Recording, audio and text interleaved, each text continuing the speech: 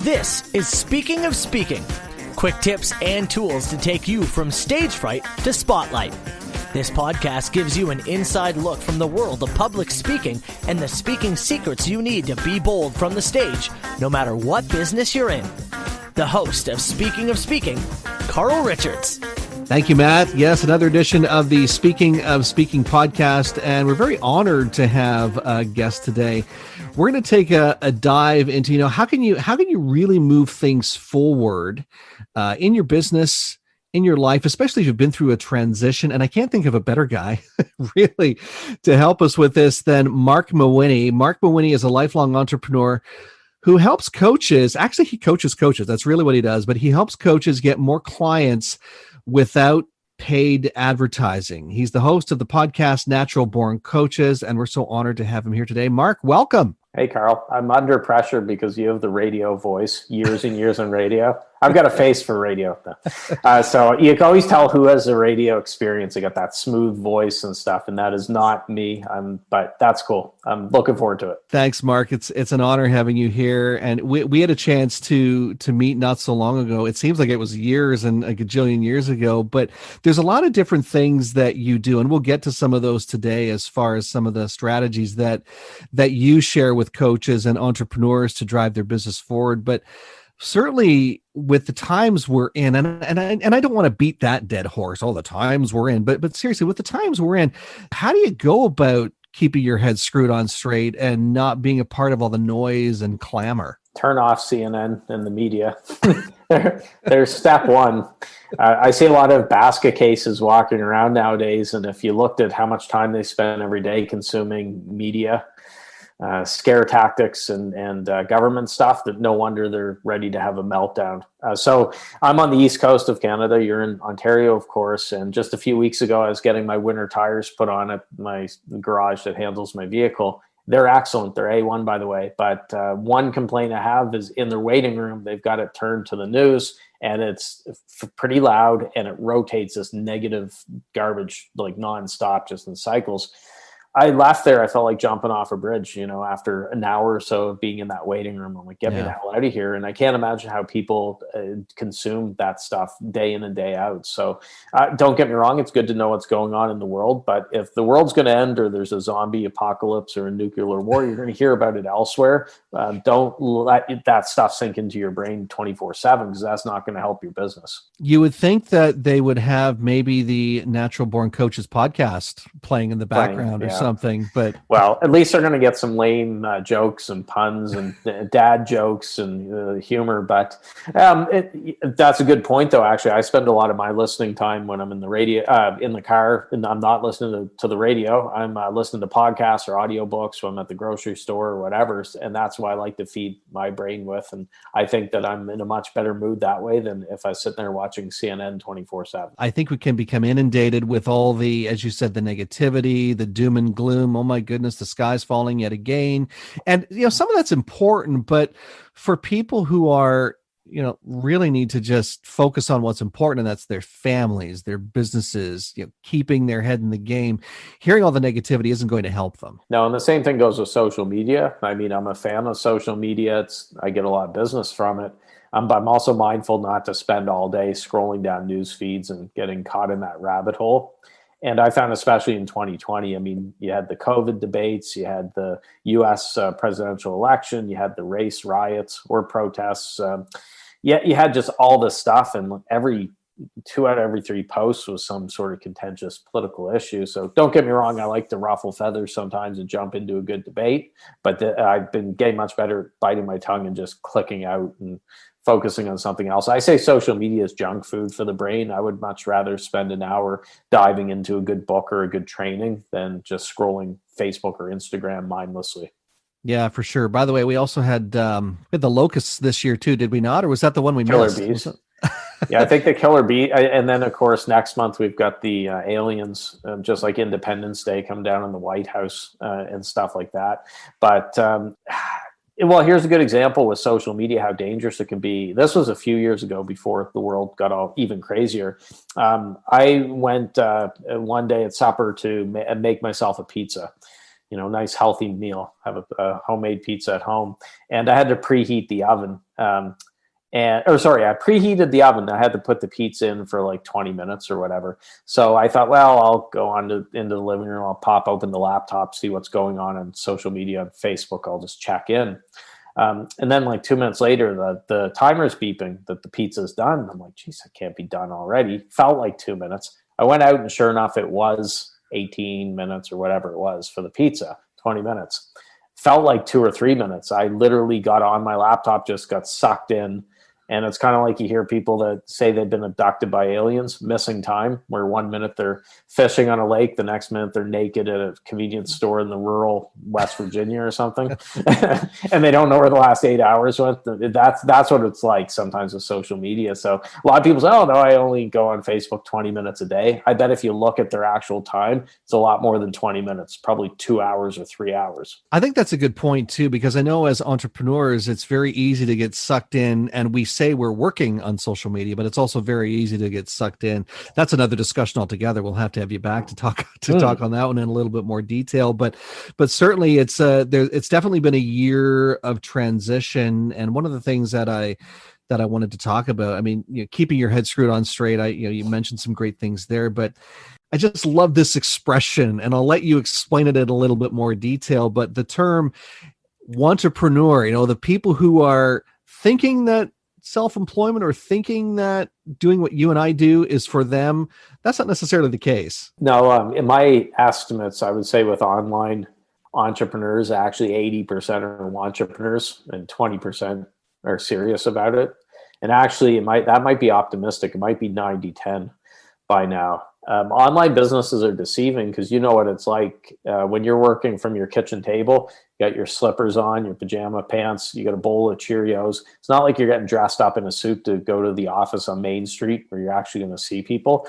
So it can get it's very deceiving that you think, well, this doesn't feel like I have to be super professional. Is this real? Is this a real business? Very much a real business if you treat it that way. But I see so many people think, oh, that would be so great. I would love to do that. And, hey, I'm an entrepreneur. They buy a domain from GoDaddy and they're off to the races. Well, there's a lot more to it. And not everyone should be an entrepreneur. I know the memes make it look like it's for everyone. It's not. There are really shitty times or sleepless nights. There's times when I was going to say you feel like you want to pull the hair out of your head, but that's you already did. I could be there, who knows, someday. But there are days that this beard used to be brown and almost like a reddish, and now it's very much silver. And that's from my time in business with frustration. So it's not for everyone. That's what I'm saying is, and there's nothing wrong with that. If you enjoy your 9 to 5, you're happy and everything like that, that's great. It's your life. Perfect. I think you make a very good point there too, Mark, about, some people just think you set up a website and hit go. And it's almost like if you, even in the old world or the brick and mortar world, rather, if you just open the doors, all of a sudden you'll get this swarm of clients wanting to buy whatever you have. And that's just not the case. Not to mention the fact that I think what a lot of people think they need to be doing isn't what they need to be doing. I mean, marketing becomes a big piece of it. Speaking, of course, being just one type of marketing, but the one obviously that I spend a lot of time speaking about is speaking. There's a lot of moving parts to being your own boss. There really is. There is. Back in the old days, the 80s, the 90s, pre-internet, it was harder to call yourself an entrepreneur because you usually had to sign an office lease for a bricks and mortar place. You had to spend a lot of money on office furniture. You had the old school advertising. You had to hire staff. You're looking at a lot of money to be in business. I know there were still home-based businesses, but for the most part, nowadays you can pop out of bed and dust the sleep off your eyes, get your credit card, buy that $10 domain from GoDaddy. And then you're like, wow, an entrepreneur. I watched Shark Tank or Dragon's Den, and now I have a website. So I'm in business. And I like it. There's a democratization of business. It lets anyone get in there, which is great. But also it leads to a lot of people who shouldn't be doing it or thinking that they can get rich quick. And then they get taken advantage of by the sharks in the online space, which there are plenty of them. So it's overall, I think, a good thing that's so easy to get into business now, that the bar is set so low, but it's led to a lot of people who probably shouldn't be in business trying to do it.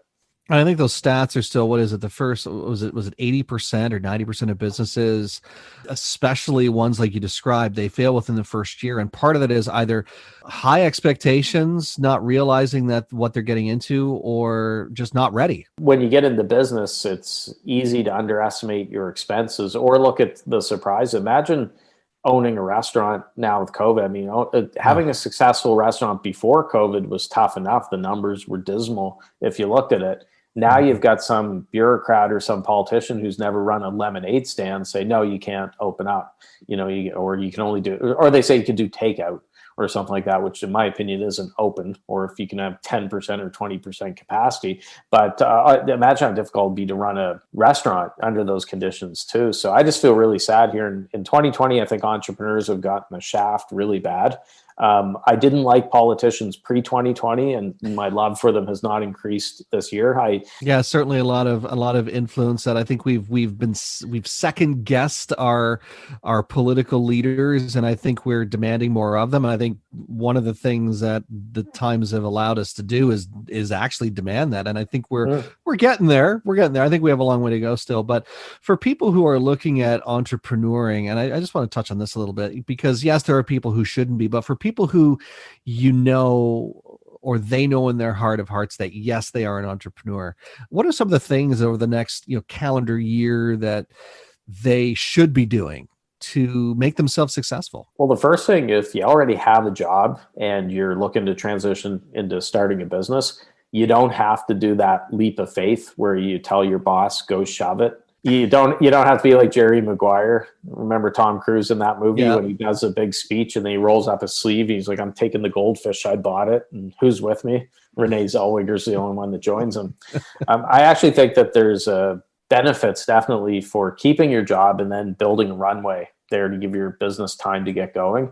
And that's actually what happened with my coaching business. I had a sales gig with a telecommunications company here on the East Coast of Canada when I started my coaching business. And I kept it for those initial days to pay the bills, which I'm glad. Now, if I hadn't done that, I would have been under pressure. Oh God, I need a client the next couple of days or I'm screwed. And then I would have probably taken on some bad clients. But having a job means you have a bit of a buffer, a bit of a safety net. Not saying you want to do 10 years worth. Shouldn't take a decade to fully transition over, but give yourself a little bit of a runway. And I think that you're better off that way. My guest today is Marc Mawhinney, the natural born coach guy. We're so blessed to have him here today. Marc, I want to talk about speaking a little bit. How important has speaking been in your business and its growth, not just this year, but in general, since you made that transition? Well, full disclosure, I don't consider myself a speaker. I mean, I've spoken at events. That's where you and I met. We were at Julia Katzevo's TP3X event in Toronto. I think that was November 2018. So time flies. I've done speaking as on the side from my online business. I had been planning to do more of it until this little thing called COVID hit. So I'm kind of glad I didn't rely on it too much. But I think speaking is important, not just the paid speaking, but you and I are speaking right now. I go out on 100 podcasts a year as a guest. I've done almost 700 episodes of my show. So I've done a lot of speaking, just I don't think of it as speaking on the stage. And I wasn't compensated like as a paid speaker, but I was compensated by speaking, just in a different way. I think speaking is great. I mean, that's the holy grail for a lot of people online. They see the Tony Robbins and the people speaking to 10,000 or tens of thousands of people out there. I think there's a definite allure to that. And I'd love to do more of it once the world gets back to common sense and isn't going crazy. I think it's one thing that entrepreneurs definitely need to look at too, is we already said it's not just about opening your doors and saying, okay, the doors are open, come on in now. It's about the marketing. It's about getting your voice out there, especially if you're the face of the business. You should be, whether it's a podcast, whether it's you have several hundred episodes, you're also getting on other people's episodes, other people's podcasts. And when the world evolves to a place where we can do live events again or do live networking, that you should be getting out there and promoting yourself, and speaking is a part of that. Well, there's something to be said for live events. So I've heard entrepreneurs say, well, once everything goes back to normal, I'm not going to travel anymore. Who's going to want to do live events? Me personally, I love meeting someone face to face. You and I had met at that event. I feel like I know you a lot more than if we had done a virtual summit or something together. It's tough. Mhm. It's different, right? You know, we get to hang out. A bunch of us had wine and shot the breeze and stuff like that. When you're there in person, you feel like you know people, and I think it's a different energy. So I don't understand those who say, well, no, I'm never going to meet in person again. I just want to do everything virtual. For me, that's kind of sad to be trapped behind screens. I'm in front of a screen enough where I run my business online. I want to get away. I love getting to a bigger city and to, you know, meet people in that sort of convention or event type atmosphere. I plan to do it as much as possible once things get back to normal. If I can gaze into my crystal ball, which I have in front of me, and you see it here, so you can gaze with me. Yes, it is a crystal ball, in case you're wondering. But I think what we'll see, and we won't be able to call it for a while, but I think what we'll see is a blend. Like we'll see people that will go to live events. They'll be hosting live events. They'll be speaking at live events, but there will be more of a demand or more of an opportunity to also present, speak, deliver virtually as well, just like we're experiencing right now. Well, it's a good thing to have different options. You know, this has probably forced a lot of people in your world, the speaking world, to do things that they normally wouldn't have, you know, with virtual events or so on. So, it's at least you have to build out stuff. So a good example, I know a local entrepreneur, she owns a salon, had to close down because our government said she couldn't stay open. But she then focused on product sales and actually had really good months, and she'd never done it before. And she said, oh my God, this is great. You know, I wish I'd done this sooner. That forced her to do that. So there's actually some positives. I think it's good to have a bunch of different baskets. I think it was Andrew Carnegie who said, just put all your eggs in one basket, then watch that basket. And I'm not sure if I'm really a big fan of that. I think one is very dangerous. I like having 4 or 5 baskets in case the bottom falls out of one of them. I still have my other baskets and I'm not screwed. That's certainly a very good point, that having it spread out a little bit, because you're right, if the bottom falls out, and I think the bottom fell out for a lot of people this last year, which left them scrambling, which forced not only forced them to pivot, but in some cases they couldn't pivot fast enough, really. No, it takes some time. I just had a guest on my podcast. It's a show that's being released next week for mine. He's a speaker, relied on it. I think he said he lost 90% of his business overnight. And so he has pivoted, he's transitioned, but he said, it's a rough year. It took time to make that change. It's not going to be real quick. It's like moving the Titanic away from an iceberg. It's going to take a little while to pivot, and the sooner you can do it, the better. Well, I've got you here, Mark. I want to talk about a couple of things. Firstly, one is honestly, how I first met you, not in the physical world, but certainly in the online world. And that's through the coaching jungle. Talk about that a little bit. Sure. So the Coaching Jungle is my Facebook group. I launched it in the fall of 2015, and we're up to almost 20,000 members. Wow. It's grown. Time flies. Anyone going to join, it's at thecoachingjungle.com. And you can see on the banner, I don't have to go to the gym because instead of putting in all the effort, I have a cartoon Mark with a Photoshop Tarzan body. So there's my 6-pack and stuff. You don't have to worry if the gyms are open because of COVID or not. But the group, I started it in 2015 because I had another group previous to that, which was only for guests in my podcast. It was called the Natural Born Coaches Past Guest Group. Right. Real original name. So what was happening, I had 300 guests in there because it was a daily show at the time. But all these people were requesting to join, all these coaches, not noticing the past guest part in the group name. And I had to say to them, I'm really sorry, this is only for people who've been on my show. Best of luck, have a nice life. After a while, I thought, maybe it's good to have a group that's open for any and all coaches. And so I ended up shutting that one down because I didn't want to try to focus on both of them. I told people in that group, hey, I'm starting a new group. It's going to be open for all coaches, not just past guests of the podcast. And here's the details. So we had probably 500 people in the Coaching Jungle really quickly in the first week, which really helped with the growth. But once we got up over 1,000 members, it took on a life of its own. That was the tipping point. And like I said, we're now up to about 20,000. Phenomenal. And that in itself is Facebook having its own algorithms and systems and rules or whatever. Building a Facebook group is it's easier to just build a house using a spoon and a butter knife, I think. But certainly you've done a great job in building that community. And, obviously you have your rules like any other, good Facebook group does, but there's so much synergy in that group, I find. Yeah, I mean, it's a good group of people, and I'm active in there, which I think is important because you know what it's like. You're a group owner. If you're a group owner and you're not active in your own group, why should anyone else be? So I'm active in the group, but it's not just the Marc show. It's not all Marc. There's actually some really smart people who are contributing. They're posting on the wall. They're answering questions. And it's not stuffy. We're having fun. Anyone that goes in there can tell with the vibe. It's got a jungle theme to it and stuff. But we do enforce the rules. We are dictators that way. I say it's like our own little, you have to treat a group like it's a banana republic. You're the dictator, because once you start letting, let's say, for example, spam on the wall, then it'll fester. Then all of a sudden the wall becomes unsearchable. It looks like the Home Shopping Network. So it's a balancing act there. You want to encourage people to be active and stuff, but you also want to make sure that there's rules just to keep things in order. That's one page that I've taken from your playbook in starting a Facebook group, which we're not nearly at that yet. We just broke 400 members a couple of weeks ago, because it does take time to build. But taking that page and being a little bit strict on the rules, but also allowing for that synergy to happen. But definitely, you're right. It's very easy for the spam to show up. And I've seen you in that group every now and again. You'll have to do that Debbie Downer post that says, I've just removed this many people from the group. But you know what? It's part about having a community that is welcoming, that's professional, where you can still have fun and still learn from each other, really. Yeah. So, I mean, one of the issues we have is which goes against the group rules, is some people will private message members of the group. So they'll be like, hey, Carl, I see you're a member of the coaching jungle.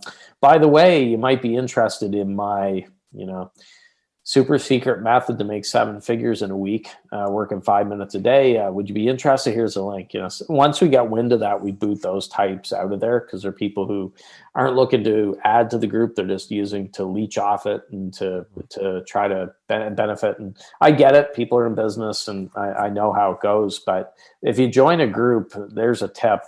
Take 30 seconds to read the group rules on the right-hand side of the group. I mean, that's not following the rules is the same as going into someone's home with your shoes on, tracking mud through and, breaking stuff and just having no respect, no regard. And it's a good way to get booted out of the house or the Facebook group. So take 30 seconds, read the group rules. Yeah. It makes a big difference. I know every now and again you get weird looks, not just because of who you are, but you get weird looks when you actually say this to people. But you have a newsletter, but it's not the newsletter in the sense of, oh, you're going to email me a newsletter. You actually still use a physical newsletter. Yeah, I have a bunch of stone tablets in my backyard, and I've got I use a rock and a chisel to carve stuff on them. Then dinosaurs haul them around the world. No, it's an actual paper and ink newsletter, hard copy newsletter, which is strange nowadays. It's by far not the only one. They are out there, but they're not common. So that's called Secret Coach Club. I've been doing it since March 2017. Every month gets delivered to people's doors, and people seem to like it because they're just used to getting junk mail or bills by snail mail. They never get anything they actually want to read. So this way they can open it up. They get the highlighter, the pen. It's not warmed over content. It's actual exclusive content only for those subscribers. I treat them like clients of mine. I basically share what's working for me, what's working for my clients, and hence the whole Secret Coach Club thing. It's kind of like a club there. And it's a lot of fun. We're close to 4 years now. Do you ever have people who say, when are you making the transition to just doing a digital newsletter? Well, I've had people ask, like, hey, can you make an exception for me, Marc? And I don't, for a couple of reasons. I mean, first off, you know what it's like with digital. If I start offering it digital, people get it downloaded, and then it gets lost on their laptop and on the desktop, collecting virtual dust, or they don't treat it as serious. Yeah, no, I've had no desire to change it over. I charge, it's basically $100 a month, $97 a month. And some people would be, oh my God, $97 for 16 to 20 pages. I just bought a 500-page book for $15, and they look at it that way. I don't want those type of people in there. I want the type of people to say, oh, this is great. I'm spending $100 a month, investing $100 a month, but I can make an extra $5,000 a month, $10,000 by implementing what I learned in there. This is a steal. So I try to repel the who I call the freeple and the cheaple. I don't want them in there. I want people who are like me. They're willing to roll up their sleeves, put the work into it, and they're not expecting to become millionaires in a day or two, but they can think big and put that stuff into action. All right. So 2 great ways that you can connect with Marc. One is through and we're going to pop these links. And I think you do have a link for the newsletter, or where I do. People can access that. Okay. But that's at secretcoachclub.com. So secretcoachclub.com. And the Facebook group is thecoachingjungle.com. So 2 great ways you can connect with Marc. The Coaching Jungle certainly is a fantastic way to connect with him immediately. He's in the group regularly, as he says, commenting or liking or putting the big wow face or whatever Facebook thing that he does, but phenomenal ways to connect with such a guy that's got it together, spent his whole life entrepreneuring, and really is there to help you be the best you can be, especially if you're in the coaching world. So Marc, it's been a pleasure chatting with you today. Those links will be in our show notes, by the way. So if you heard about them and you want to refer back to them, they'll be in the show notes with the episode. Marc, any final words, ones that are clean? No, seriously, any final words before we wrap it up? The world is not ending. It might seem that way if you read the papers, or does anyone read newspapers anymore?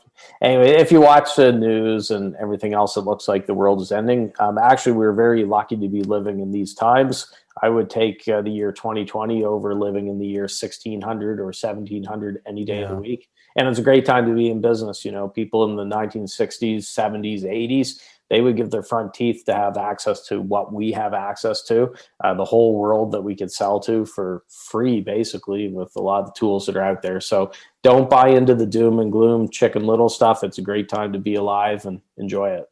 The sky's not falling. It is not. Sorry, CNN, it's not falling. Marc Mawhinney, thanks so much for joining us on the podcast today. Yeah, thanks for having me. Once again, it's Carl Richards. Remember, get out there and own the platform. Thanks for listening to the Speaking of Speaking podcast. Fired up about something you heard today? Want to learn more? Be sure to visit carlspeaks.ca. And don't forget to follow Carl on Twitter at CarlRichards72 or join the Facebook group Speaking of Speaking.